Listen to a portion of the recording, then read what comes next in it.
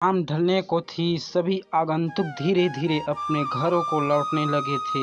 तभी बीरबल ने देखा कि एक मोटा सा आदमी शर्माता हुआ चुपचाप एक कोने में खड़ा है। बीरबल उसके निकट आता हुआ बोला, लगता है तुम कुछ कहना चाहते हो। बेहिचक कह डालो जो कहना है। मुझे बताओ तुम्हारी क्या समस्या है। वह मोटा व्यक्ति संकुचाता हुआ बोला, मेरी समस्या यह कि मैं पढ़ा लिखा नहीं हूँ।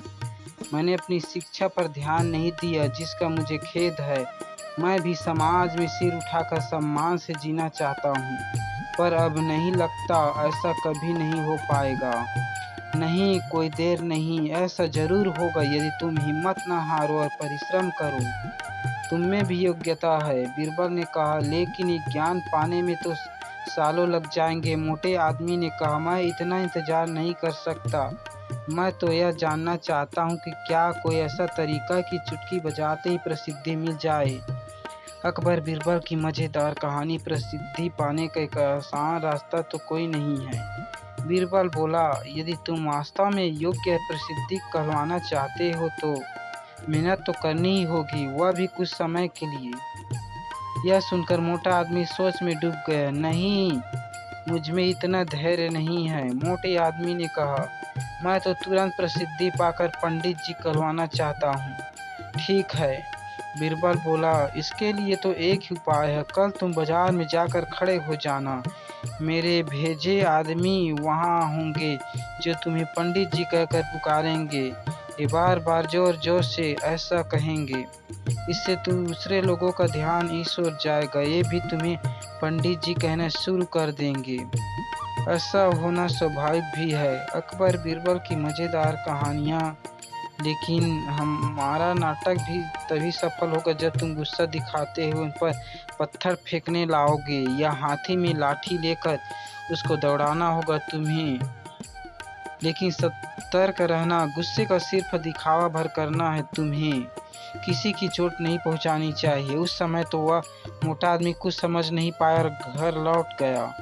अगली सुबह वह मोटा आदमी बीरबल के कहे अनुसार व्यस्त बाजार में जाकर खड़ा हो गया। तभी बीरबल के भेजे आदमी वहां आ पहुंचे और तेज स्वर में कहने लगे, पंडित जी, पंडित जी, पंडित जी। मोटे आदमी ने यह सुन अपनी लाठी उठाई और भाग पड़ा उन आदमियों के पीछे जैसे ही सच में पिटाई कर देगा। बीरबल के भेजे आदमी वहां से भाग निकले, लेकिन पंडित जी का राग अलापना उन्हें नहीं छोड़ा। कुछ ही देर बाद आवारा लड़कों का घूमता समूह पंडित जी चिल्लाता हुआ उसे मोटे आदमी के पास आ धमका। बड़ा मजेदार दृश्य उपस्थित हो गया था। मोटा आदमी लोगों के पीछे दौड़ रहा था। लोग पंडित जी कहते हुए नाच गाकर चिल्ला रहे थे। अब मोटा आदमी पंडित जी के नाम से प्रसिद्धि हो गया। अकबर बीरबल की मजेदार कहानी। जब भी लोग उन्हें देखते तो पंडित जी कहकर संबोधित करते। अपनी ओर तो लोग यह करके उसका मजाक उड़ाते थे कि उधर पत्थर फेंकेगा, लाठी लेकर उसके पीछे दौड़ेगा। लेकिन उसे पता था कि मोटा तो चाहता ही यही था, प्रसिद्धि तो होना ही था। इसी तरह महीनों बीत गया। मोटा आदमी भी थक चुका था। वह समझ गया था कि लोग उसे सम्मानवश पंडित जी नहीं कहते, बल्कि ऐसा कहकर तो वह उसका उपहास करते हैं। लोग जान गए थे कि पंडित जी कहने से उससे गुस्सा आ जाता है। वह सोचता था कि शायद मुझे पागल समझते हैं। यह सोचकर वह इतना परेशान हो गया कि फिर से बीरबल के पास जा पहुंचा।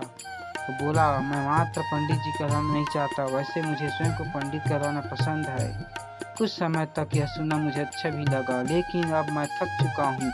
लोग मेरा सम्मान नहीं करते, ये तो मेरा मजाक उड़ाते हैं। मोटे आदमी की वास्तविकता का आभास होने लगा था। मोटे आदमी को यह कहना देख बीरबल हंसता हुआ या बोला, मैंने तुमसे पहले ही कह दिया था कि तुम बहुत समय तक ऐसा नहीं कर पाओगी। लोग तुम्हें वह सब कह सकते हैं जो तुम्हें हो ही नहीं। क्या तुम उन्हें मूर्ख समझते हो?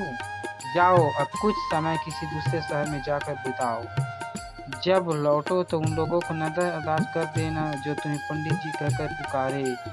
एक अच्छे सभ्य व्यक्ति की तरह आचरण करना। शीघ्र ही लोग समझ जाएंगे कि पंडित जी कहकर तुम्हारा उपहास करने में कुछ नहीं रखा और ऐसा कहना छोड़ देंगे। मोटे आदमी ने बीरबल के निर्देश पर अमल किया। जब वह कुछ माह बाद दूसरे शहर में लौट कर आया तो लोगों ने पंडित जी कहकर परेशान करना चाहा, लेकिन उसे कोई स्थान न दिया। अब वह मोटा आदमी खुश था कि लोग उसे उसी नाम से जानने लगे। यह समझ गया था कि सिद्धि पाने का सरल राह कोई नहीं है।